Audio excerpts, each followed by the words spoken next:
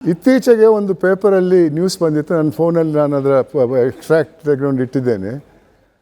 ಪಾರ್ಲಿಮೆಂಟಲ್ಲಿ 543 ಸದಸ್ಯರಿದ್ದಂಥ ಲೋಕಸಭೆಯಲ್ಲಿ ಸುಮಾರು 230 ಜನರ ವಿರುದ್ಧ ಭಾಳ ಸೀರಿಯಸ್ ಕ್ರಿಮಿನಲ್ ಕೇಸಸ್ ಪೆಂಡಿಂಗ್ ಇದೆ.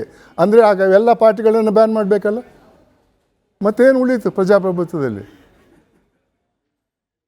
ಆದ್ದರಿಂದ ಒಬ್ಬ ವ್ಯಕ್ತಿಯ ಘಟನೆ ಇನ್ವಾಲ್ವ್ಮೆಂಟಿಂದ ಸಂಘಟನೆಗೆ ಅದು ತಲುಪಲ್ಲ.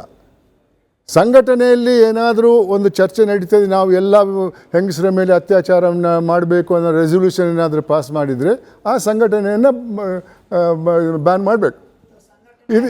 ಇದು ಯಾರೋ ಒಬ್ಬ ವ್ಯಕ್ತಿ ವೈಯಕ್ತಿಕ ಇದಕ್ಕೆ ಲಾಭಕ್ಕೆ ಏನಕ್ಕಾಗಿ ಅವನು ತಪ್ಪು ಮಾಡ್ತಾನೆ, ಅವನ ಮೇಲೆ ಕೇಸ್ ಆಗ್ತದೆ. ಅದರಿಂದ ಸಂಘಟನೆಯಲ್ಲಿ ಆಗಲ್ಲ. ಅದೇ ರೀತಿ ಒಂದು ಕುಟುಂಬದಲ್ಲಿ ಒಬ್ಬ ವ್ಯಕ್ತಿ ಇಂಥ ತಪ್ಪು ಮಾಡಿದರೆ ಆ ಕುಟುಂಬವನ್ನೇ ನಾವು ಬಹಿಷ್ಕರಿಸಬೇಕೆ? ಇದು ಸಾಧ್ಯವಿಲ್ಲ. ಅದು ಇಂಥ ತಪ್ಪುಗಳಿಗೆ ಆ ವ್ಯಕ್ತಿ ಮಾತ್ರ ಕಾರಣ, ಆ ವ್ಯಕ್ತಿಗೆ ಮಾತ್ರ ಶಿಕ್ಷೆ ಆಗಬೇಕು ಹೊರತು ಮಿಕ್ಕಿದವರಿಗೆ ಆಗಲ್ಲ. ಅವರ ಸಲಹೆ ಅಥವಾ ಸಪೋರ್ಟ್ ಇದ್ದರೆ ಆ ಘಟನೆಯಲ್ಲಿ ಅವ್ರಿಗಾಗಬೇಕು, ಅದು ಬೇರೆ ವಿಚಾರ.